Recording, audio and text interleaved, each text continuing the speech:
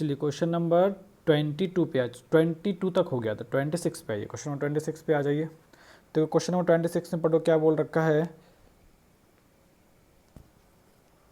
C1 मतलब C1 C2 C3 C4 पे hydrogen attach है। होमोलैटिक बॉन्ड डिसोसिएशन, होमोलैटिक बॉन्ड डिसोसिएशन का मतलब क्या है, अगर C एंड H के बीच बॉन्ड है तो बॉन्ड को इस तरह से ब्रेक करने की दोनों को एक एक इलेक्ट्रॉन मिल जाए। मतलब प्रोडक्ट में क्या आना चाहिए, ये रेडिकल एंड ये रेडिकल, ये दो चीज़ आने चाहिए। तो ये हमारा क्या हो जाएगा, होमोलैटिक क्लीवेज या होमोलैटिक बॉन्ड डिसोसिएशन। क्लियर है। तो अब सवाल में पूछ रहा है कि बॉन्ड डिसोसिएशन एनर्जी की बात कर रही है। बॉन्ड डिसोसिएशन एनर्जी का मतलब है जो ये वाले बॉन्ड है, ये वाले बॉन्ड टूटने में कितनी ज़्यादा एनर्जी लग रही है, ये पूछ रखा है।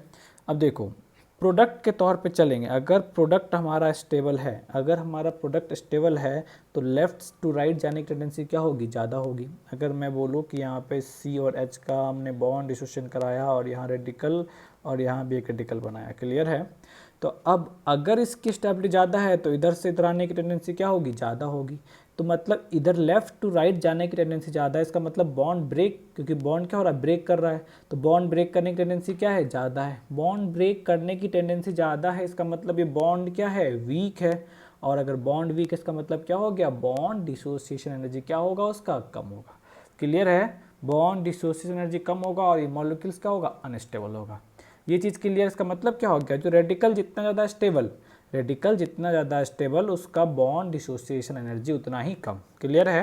तो अब देखिए, तो रेडिकल की स्टेबिलिटी जब भी हम कंपेयर करते हैं तो रेडिकल की स्टेबिलिटी क्या होता है, कार्बोकैटायन की स्टेबिलिटी के सिमिलर। तो जैसे कार्बोकैटायन की स्टेबिलिटी निकालेंगे सेम हम लोग रेडिकल की स्टेबिलिटी निकालेंगे। सेम कंसेप्ट लगाने हैं रेडिकल की स्टेबिलिटी में।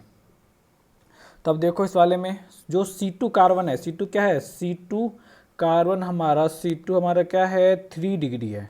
तो 3 डिग्री रेडिकल की स्टेबिलिटी क्या होगी, 2 डिग्री से ज़्यादा होगी। C3 क्या है, C3 हमारा 2 डिग्री है। तो 3 डिग्री, क्योंकि ये अगर यहाँ पे रेडिकल बनता है तो 3 3 6 और यहाँ पे 2 8 हाइपर कॉन्जुगेशन है, स्टेबिलिटी ज़्यादा हो जाएगी। अगर यहाँ पे फिर रेडिकल बना, अगर C3 पे फ्री रेडिकल बनता है, अगर यहाँ पे फ्री रेडिकल बनता है तो 2 यहाँ पे हाइपर कॉन्जुगेशन और 1 यहाँ पे 3 हाइपर कॉन्जुगेशन, तो इसकी स्टेबिलिटी क्या होगी, 1 डिग्री से ज़्यादा। 1 डिग्री पे अगर बनाया, 1 डिग्री देखो, 2 1 डिग्री है, 2 1 डिग्री है हमारे पास, तो एक तो ये 1 डिग्री है। अब यहाँ पे चेक करो, अगर यहाँ से हमने H को हटाया तो इसके पास क्या है, यहाँ के 2 हाइपर कॉन्जुगेशन, मतलब 2 हाइपर कॉन्जुगेशन है। और वहीं पे C1 को चेक कीजिए, अगर हमने C1 पे से हटाया, C1 पे चलो, C1 पे अगर यहाँ पे रेडिकल बनाया तो इसके पास कितने हाइपर कॉन्जुगेशन है, 1 हाइपर कॉन्जुगेशन है। तो इसके पास 2 हाइपर कॉन्जुगेशन, इसके पास 1 हाइपर कॉन्जुगेशन, इसके पास कितने हाइपर कॉन्जुगेशन थे, 3 हाइपर कॉन्जुगेशन, और इस वाले के पास 8 हाइपर कॉन्जुगेशन। तो सबसे ज़्यादा स्टेबल कौन सा, 3 डिग्री, फिर 2 डिग्री, फिर ये 1 डिग्री के जो C4 एंड C1 है, तो C4 की स्टेबिलिटी C1 से ज़्यादा। तो रेडिकल की स्टेबिलिटी क्या निकल गया, पहले 2 की C2 की आई, फिर C3 की आई, फिर C4 का आया, फिर C1 का आया, फिर C1 का आया। क्लियर है। तो बॉन्ड डिसोसिएशन एनर्जी क्या होगा, स्टेबिलिटी के चर, जितना ज़्यादा स्टेबिलिटी, जितने ज़्यादा बॉन्ड डिसोसिएशन एनर्जी उतना ही कम। तो सबसे ज़्यादा किसका हो जाएगा, C1, फिर क्या हो जाएगा C4, फिर क्या हो जाएगा C3, then C2। That will be the correct order. देखो किस वाले में आ रखा है, C1 B और D दोनों में देखिए, C1 C4, फिर C2, C3 और C2 में तो C3 आ रहा है, तो D वाला करेक्ट आंसर है, B वाला नहीं। समझा। That is question number 26। Question number 27 भी डाउट में दे रखा है। चलो क्वेश्चन नंबर 27 में भी आ जाओ। Question number 27, which of the following CO bond, which of the following has longest CO bond. Longest CO bond का मतलब क्या हो गया, यहाँ पे डबल बॉन्ड कैरेक्टर सबसे कम आना चाहिए। क्लियर है। अब चेक करो यहाँ पे, तो आप देखिए डी वाले ऑप्शन में देखिए, तो डी वाले में जो ये CO बॉन्ड का डबल बॉन्ड है, CO बॉन्ड का डबल बॉन्ड है, ये डीलोकलाइज कर रहा है क्या, नहीं। तो इसका तो बॉन्ड ऑर्डर हमेशा 2 आ जाएगा। तो बॉन्ड ऑर्डर 2 आया, मतलब 2 के डबल बॉन्ड के अबाउट इसका बॉन्ड लेंथ आ जाएगा। चलो आगे बढ़े। इस वाले में देखो, यहाँ पे ये रेजोनेंस में चल सकता है, ये बॉन्ड इधर गया तो बॉन्ड ब्रेक भी करेगा। मतलब यहाँ पे हमेशा पाई बॉन्ड नहीं रहेगा इन दोनों के बीच में, कुछ टाइम के लिए ब्रेक भी करेगा। मतलब इसका बॉन्ड ऑर्डर क्या हो गया, कम हो गया, 2 से कम। तो बॉन्ड लेंथ क्या होगा, डबल बॉन्ड के जितना बॉन्ड लेंथ था उससे ज़्यादा आ जाएगा बॉन्ड लेंथ, मतलब इस वाले से इसका बॉन्ड लेंथ ज़्यादा होगा। ये दोनों क्या है, सिमिलर हैं। अब इस वाले में चेक करो, यहाँ पे रेजोनेंस क्या है, इससे ज़्यादा है, मतलब पाई बॉन्ड, क्योंकि एक बार बॉन्ड ब्रेक करेगा, पाई बॉन्ड बना तो डबल बॉन्ड यहाँ आ जाएगा और यहाँ पे माइनस आ जाएगा। दूसरे टाइम फिर क्या होगा, इसके साथ रेजोनेंस करेगा, तो मतलब यहाँ पे डबल बॉन्ड ज़्यादा टाइम के लिए ब्रेक करेगा। अरे मतलब इस टाइप से देखो कि यहाँ पे O माइनस बना, डबल बॉन्ड यहाँ आ गया और यहाँ पे प्लस आ गया और यहाँ पे डबल बॉन्ड है। अब फिर से ब्रेक करेगा, फिर से ब्रेक करेगा, तो अब की बार क्या हो जाएगा, यहाँ पे अब की बार हम देखेंगे तो डबल बॉन्ड यहाँ आ जाएगा और प्लस चार्ज यहाँ आ जाएगा। तो जब तक दो का फ्लक्चुएशन होगा तब तक यहाँ पे क्या सिंगल बॉन्ड बना रहेगा, मगर यहाँ पे क्या है, एक ही बार हो रहा है, फिर से वो रोटेट कर लेगा, मतलब यहाँ पे डबल बॉन्ड ज़्यादा टाइम के लिए रह पाएगा, यहाँ पे डबल बॉन्ड कम टाइम के लिए रह पाएगा, क्योंकि डबल बॉन्ड कहाँ चला गया, अंदर रोटेट कर रहा है अभी। क्लियर है, तो इन दोनों के बीच डबल बॉन्ड क्या होगा, कम टाइम के लिए रहेगा। अगर कम टाइम के लिए रह रहा है तो कम टाइम के लिए रह रहा है तो डबल बॉन्ड कैरेक्टरिस्टिक क्या होगा, कम होगा। तो इसका डबल बॉन्ड कैरेक्टरिस्टिक इन दोनों से क्या होगा, कम हो जाएगा। अगर डबल बॉन्ड कैरेक्टरिस्टिक कम है तो बॉन्ड ऑर्डर क्या हो गया, कम, बॉन्ड लेंथ क्या होगा, ज़्यादा। तो इससे ज़्यादा बॉन्ड लेंथ किसका आ जाएगा, इस वाले का आ जाएगा। चलिए क्वेश्चन नंबर 27 हो गए, क्वेश्चन नंबर 27 हो गए, उसके आगे बढ़िए। क्वेश्चन नंबर 27 के आगे बढ़ा जाए। क्वेश्चन नंबर 28 तो एकदम बेकार सा सवाल है, कर लेना इस वाले में। 4 डेंसिटी प्लस एम से निकाल लेंगे, प्लस एम का जो ऑर्डर निकाला है लिखवाया उससे भी आ जाएगा। उसके आगे बढ़ो, क्वेश्चन नंबर 31, क्वेश्चन नंबर 31 पे आ जाओ। Question number 31, acylium cation has 2 resonating structure 1 and 2। इसमें स्टेबिलिटी पूछा है, which is the correct for 1 and 2। तो 1 is more stable then second, गलत है, क्योंकि सेकेंड में कितना है, पाई बॉन्ड ज़्यादा है, तो कौन सा आ जाएगा, सेकेंड वाला। Second is more stable then 1, correct है, बी वाला, बी आंसर करेक्ट आ जाएगा इस वाले का। उसके आगे बढ़िए, क्वेश्चन नंबर 31 हो गया। क्वेश्चन नंबर 31 के आगे बढ़ो, क्वेश्चन नंबर 35, क्वेश्चन 35 पे आ जाइए। Question number 35, question number 35, which of the following pair of, which of the following is pair of resonance structure. तो इसमें से कौन सा रेजोनेटिंग स्ट्रक्चर का पेयर है। तो पहला वाला देखो, दिख रहा है साफ साफ, इसमें क्या है, ये तो एकदम आसान सा सवाल है, क्या क्या डाउट पूछ रहे हो तुम लोग। एक second, which of the following is pair of resonance structure. तो first one is the correct resonance structure है। सेकेंड वाले में चेक करेंगे तो इनॉल फॉर्म है, करेक्ट, ये आ जाएगा। Question number 37, question number 37, which of the following cation have greatest stability. Stability check करना है, सबसे ज़्यादा स्टेबिलिटी किस वाले की होगी। तो अब चेक कीजिए, यहाँ पे ये भी प्लस एम शो करेगा, ये भी प्लस एम, ये भी प्लस एम, ये भी प्लस एम। अब प्लस एम सारे के सारे प्लस एम शो कर रहे हैं, तो अब किसका प्लस एम सबसे ज़्यादा होगा। तो लोन पे डोनेट करने की टेंडेंसी, टॉप टू बॉटम चलते हैं, लोन पे डोनेट करने की टेंडेंसी क्या होती है, डिक्रीज होती है, बता रखा है आप लोगों को, डिक्रीज होती है। तो सल्फर का तो ऐसे ही सबसे कम आ गया। अब बी सी डी में कंपेयर करने हैं तो नाइट्रोजन का लोन पे देने की टेंडेंसी क्या होगी, ऑक्सीजन और फ्लोरीन से ज़्यादा, क्योंकि लेस इलेक्ट्रोनेगेटिव है, तो कौन सा आ जाएगा, बी आ जाएगा। क्वेश्चन नंबर 37 का क्या आ जाएगा, बी आ जाएगा। चलिए क्वेश्चन नंबर 37 हो गए। Question number 38, which of the following not valid resonating structure of polyene. Polyene का मतलब मोर देन 1 डबल बॉन्ड, तो कौन सा नॉट वैलिड स्ट्रक्चर। चलो तो पहला वाला एक स्ट्रक्चर दे रखा है, दूसरे वाले में देखिए बन सकता है इस टाइप का पॉलीइन का रेजोनेटिंग स्ट्रक्चर हो सकता है।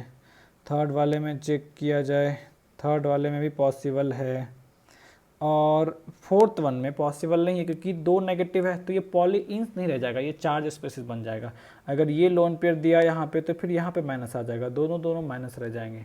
क्लियर है, तो ये पॉलीइन नहीं, यहाँ पे क्या है, ये डबल बॉन्ड बना सकता है, तो यहाँ पे ये 2 न्यूट्रल हो जाएगा। इस वाले में देखो, अगर ये लोन पे इधर दिया और ये इधर पाई बॉन्ड बना सकता है, मतलब मॉलिक्यूल्स इस टाइप का बन जाएगा। फिर यहाँ पे डबल बॉन्ड और यहाँ पे डबल बॉन्ड, ऐसा हो सकता है। तो ये भी पॉलीइन है, ये भी पॉलीइन है, ये भी पॉलीइन है, मगर ये वाले इस वाले में देखोगे, इसका स्ट्रक्चर बना करके देखिए आप, तो यहाँ डबल बॉन्ड है, यहाँ पे डबल बॉन्ड बन जाएगा, फिर यहाँ पे नेगेटिव, यहाँ पे नेगेटिव, तो ये पॉलीइन नहीं रहेगा, that will be charge species. Okay, चलिए क्वेश्चन नंबर 38 हो गए, 39 पे आइए, क्वेश्चन नंबर 39 पे आ जाइए। Question number 39, most contributing structure is in nitroethene. Nitroethene, ethene का स्ट्रक्चर बनाइए, उस पर NO2 लगा दीजिए। तो नाइट्रोइथीन का मतलब क्या हो गया, CH2 double bond CH and N double bond O and O minus. अब ये हो गया हमारा नाइट्रोइथीन। अब इसका मोस्ट कंट्रीब्यूटिंग स्ट्रक्चर मतलब इन सारे रेजोनेटिंग स्ट्रक्चर में हमें सबसे ज़्यादा स्टेबल रेजोनेटिंग स्ट्रक्चर ढूंढने हैं।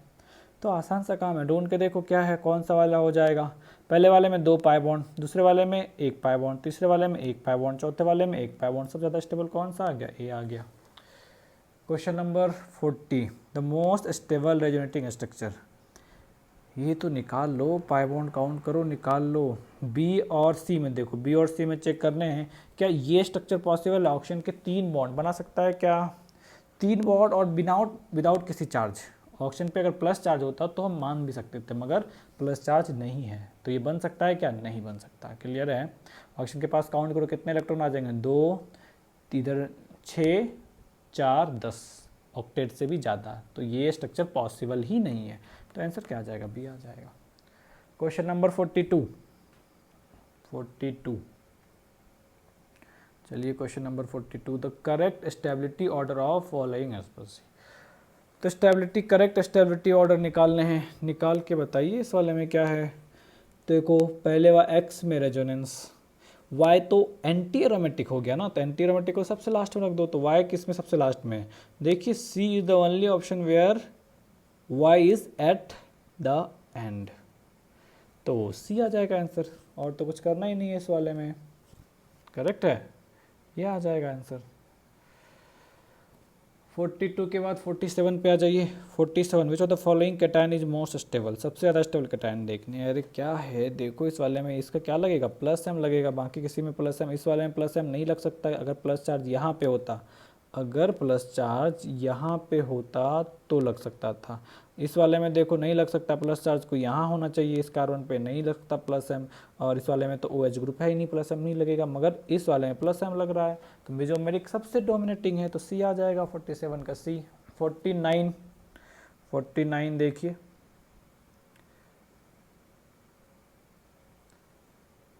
Question number 49, in which of the following second anion is more stable then first. किसमें सेकेंड जो है वो फर्स्ट से ज़्यादा स्टेबल है। तो पहले वाले में देखो यहाँ पे नाइट्रो का माइनस एम लग रहा है और एफ का तो माइनस आई लगता है, तो फर्स्ट ज़्यादा स्टेबल हो जाएगा। बी वाले में चेक करो, CCl3 तो बता रखा है Cl एंड Cl, और क्लोरीन के पास डी ऑर्बिटल वैकेंट है, तो ये रेजोनेंस कर सकता है, तो यहाँ पे रेजोनेंस अवेलेबल है, मगर फ्लोरीन के पास रेजोनेंस नहीं कर सकता, तो बी वाला आ जाएगा answer. Second is more stable then first. बाकी किसी और ऑप्शन में चेक करो, ऐसा कुछ नहीं मिलने वाला, किसी में भी नहीं मिलने वाला। यहाँ पे प्लस एम लगा रहा है, ज़्यादा अनस्टेबल हो जाएगा, यहाँ पे माइनस एम लगा रहा है, ये इस वाले से ज़्यादा स्टेबल हो जाएगा, ये ज़्यादा अनस्टेबल हो जाएगा, ये ज़्यादा स्टेबल है। चलिए यहाँ तक हो गए। Question number 51, arrange the following species in order of stability. ये वाला सवाल देखो, यहाँ पे प्लस चार्ज की वजह से क्या है, ये मॉलिक्यूल एरोमेटिक है, तो बताया था प्लस चार्ज की वजह से अगर एरोमेटिसिटी आ रही है तो उसकी स्टेबिलिटी क्या होगा, बाकी से ज़्यादा होगी। तो इसकी स्टेबिलिटी सबसे ज़्यादा, तो सबसे पहले कौन सा आ जाएगा, पी आ जाएगा। ये एरोमेटिक का पार्ट है, इस प्लस चार्ज की वजह से एरोमेटिक नहीं है, मतलब बेंजीन चेन है और बेंजीन चेन के ऊपर क्या अटैच है, CH2+, तो ये प्लस एरोमेटिक का पार्ट है, इसकी वजह से एरोमेटिक नहीं है, तो दूसरा फिर क्या आ जाएगा, आर आ जाएगा। तीसरे में सिंपल रेजोनेंस एलाइलिक कार्बन है, तो क्यू हो जाएगा। फिर लास्ट वाले में कुछ नहीं है, तो कौन सा आ जाएगा, एस आ जाएगा। तो देखो PRQS, ए हो जाएगा answer. Question number 53, which of the following anion is most stabilized. कौन सबसे ज़्यादा स्टेबलाइज है, यहाँ पे इस ग्रुप का माइनस एम, यहाँ पे इस 2 ग्रुप का माइनस एम, और यहाँ पे देखिए 3 माइनस एम है। माइनस एम वाले ग्रुप कितने हैं, 3 है, तो सबसे ज़्यादा स्टेबल कौन सा हो जाएगा, सी वाला हो जाएगा। क्लियर है यहाँ तक, चलो यहाँ तक करो, बाकी नेक्स्ट लेक्चर में आएगा।